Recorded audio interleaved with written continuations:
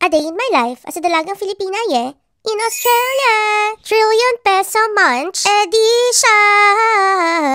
Nagkasakit nga ang bading kaya nawala ng ilang araw. Pero nang makautang sa Bombay, naging sinlakas ng kalabaw. Nagpunta nga kami sa Crown Hotel, Sydney para busugin ng tiyan at ubusin ang sinahon ng isang buong buwan. Sa dami nga ng alak na sumalubong sa akin, di ko na alam kung ano unang nanakawin. Charot.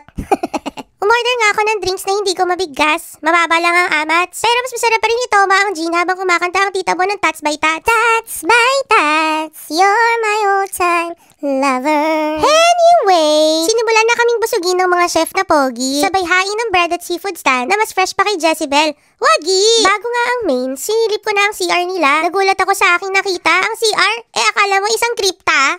Kako nga. Ganito rin kaya ang CR ni Jinggoy na isa rin palang batomesa? Nacharot, sarap ng potato na nilunod sa butter. Rinig ko agad ang pagbabasbas ni Father. Aba unang kagat, humigpit ang ugat. Humaba naman ang buhay nung kinagat ko ang lettuce sa salad. Sobrang sarap kahit walang magic sangkap. Hindi ko na rin na-videohan ng iba naming kinain, pero tomahawk steak ang highlight ng gabi namin. Habang inunguya nga ay parang katauhan ni Claudine ko ay napapa sa akin. Ay, hala! Kumain lang kami ay ginabinta. Naglakad-lakad nga kami hanggang magsipag-uwian na habang sumisigaw ng, kulong na yan! Mga kura ako! Natcharot! O siya! Bye!